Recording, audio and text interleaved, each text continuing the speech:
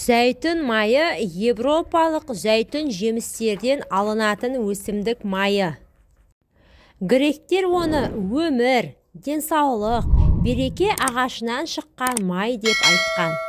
Зәйтүн майы ерте кезден бері өзінің пайдалы қасиеттерімен белгілі. Халықта сүйік алтын деген атпен танымал май ежелгі заманнан бастап медицинада, дене, шаш күтімінде, ас даярлауда және күнделікті тұрмыста кеңінен қолданылып келе жатыр. Зәйтүнді пайдалы ететін оның моноқанықпаған майлары. Оны тағамды қуыруда, табиғи күйінде де қорықпастан пайдалануға болады. Зәйтүн майын тұрақты түрде пайдалану ас қорыту жүйесі қалыпқа түсіріп, холестерин дәрежесін төмендетіп, жүрек қан тамыр ауруларының алдын алады. Зәйтүн майы тамақ өнеркәсібінде ғана емес, косметика жасау саласында да үлкен сұранысқа ие. Тері күтіміне тигізер көмегі көп. Зәйтүн құрамындағы А, Е, В, Д, К дәрумендері нағыз сұлулық бұлағы іспеттес. Зәйтүн майы теріні жұмсартып қоректендіреді. Әсіресе құрғақ тері үшін ол таптырмас ем. Ылғалды ұзақ уақыт ұстап тұрады. Тері жасушаларының қайта қалпына келуіне себепші болып, әжімдердің алдын алады. Зәйтүн майы европалық зәйтүн өсімдіктерден алынатын өсімдік майы. Ол адамның денсаулығына пайдалы және мидың жұмысын жақсартады. Сондай-ақ жерорта теңізінің асханасында зәйтүн майы жақсы қолданылады. Зәйтүннің құрамында ас қорытуды жақсартуға көмектесетін диеталық талшықтар бар. Асқазан ішек жолында іс жүргізетін дәрі ретінде, сондай-ақ ішек бактерияларын қоректік заттармен қамтамасыз ететін пребиотиктер ретінде ас қорытуға, иммунитетті арттыруға, қандағы қант деңгейін бақылауға және ішектегі патогендермен күреседі. Зәйтүн майы ас қорыту және ішектегі бактериялардың көбеюіне мүмкіндік бермей, ішектің жағдайын жақсартады. Айта кетерлігі, зәйтүн майы ерте қартаюдың алдын алып, қатерлі ісік қаупін азайтуға көмектесіп, бауырдың зақымдануынан сақтайды. Зәйтүн майы антиоксиданттың, дәрумендердің, минералдардың пайдалы полиқанықпаған май қышқылдарының құнды көзі. Жүрек қан жүйесінің жұмысын жақсартады. Қандағы нашар холестериннің деңгейін төмендетеді. Иммунитетті нығайтады. Ми мен басқа органдардың жұмысын жақсартады. Жасартатын қасиетке ие. Денені тонуста ұстауға көмектеседі. Сондай-ақ басқа да көптеген пайдалы қасиеттерге ие. Табиғи зәйтүн майында адам денсаулығына аса пайдалы омега-3, омега-6 майлармен қатар Е, А, К және В тобындағы дәрумендер бар.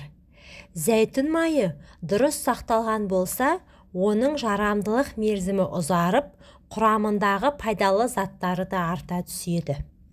Бірақ мамандар мұндай майға қарағанда балғын түрін пайдаланған абзалырақ дейді. Арықтау үшін зерттеулер нәтижесіне сүйенер болсақ, арықтау үшін зәйтүн майын лимон және балмен қосып ішу керек екен. Бұл қоспалардың қай-қайсысын алсаңыз да өзінің құрамымен, пайдалылығымен ерекшеленеді. Ал үшеуінің қосындысы күшті нәтиже берері сөзсіз. Мысалы, бал ағзадағы артық майларды тез ерітетін қасиетке ие болса, лимон артық сұйықтықты шығарып, холестерин деңгейін төмендетеді. Ал зәйтүн майы ағзаға өзінің емді құрамы арқылы күш-қуат беріп, нәрлендіре түседі. 15 мл зәйтүн майында 120 кал бар. Бұл майдың құрамының аздығын көрсетпейді. Дегенмен, ағзаны тазалауға жеткілікті деуге болады. Егер майдың көлемін арттыратын болсақ, артық салмақпен күресу қиынға соғады. Сол себепті де аш қарынға майды қабылдағанда мөлшерден асырмаған дұрыс. Сондай-ақ таңертең нәр татпай тұрып, зәйтүн майын ішетін болсаңыз, біраз уақытқа дейін қарынның ашқанын сезбейсіз. Зәйтүн майының өзінде ішуге болады. Арықтауды армандап, семіздіктен арыла алмай жүрсеңіз, таңертең аш қарынға бір ас қасық таза зәйтүн майын ішіңіз. Бірақ мынадай жағдайларда майды ішуге рұқсат етілмеген. Асқазан ішек жолдары ауруларында, өт қабы, бауыр ауруларында, асқазан жарасында, асқазанның созылмалы әрі ауыр ауруларында қолданбаған дұрыс. Егер де зәйтүн майын ішкеннен кейін қандай да бір жайсыздықты сезетін болсаңыз, ары қарай қабылдамаған абзал. Өйткені көп мөлшерде қабылдаған зәйтүн майы асқазан органдарына ауырлық түсіріп, бауырдың жұмысын нашарлатуы мүмкін. Зәйтүн майын таңертеңгі уақытта қабылдаудың сыры неде? Біріншіден, азанғы уақытта адам ағзасы пайдалы заттарды жақсы сіңіреді. Сонымен қатар, бұл күні бойы зат алмасу жүйесінің жақсы жұмыс істеуіне себеп болады. Бұдан бөлек, ағзаның тазаруына да айтарлықтай үлес қосады. Арықтағысы келетіндер үшін зәйтүн майын қабылдағаннан кейін қарын тез ашпайтындығымен пайдалы болмақ. Сол себепті де бұл майды арықтау үшін пайдаланады. Қарсы көрсетілімдері болмаса, зәйтүн майының пайдасы өте көп. Зәйтүн майы мен айранды араластырып ішу, ішек жұмысын жақсартып, бауырды тазалайды. Ол үшін 200 мл айранға 1 шай қасық зәйтүн майын қосып, микротолқынды пешке салып, жылытып аласыз. Сөйтіп, осы араласпаны күніне 1 реттен 3 апта бойы ішу ұсынылады. Зәйтүн майының жағымсыз дәмін цитрусты жемістер баса алады. Мысалы, грейпфрут, лимон, апельсинді айтуға болады. Осы жемістердің бірінің шырынын сығып, зәйтүн майымен бірдей көлемде алып араластырасыз.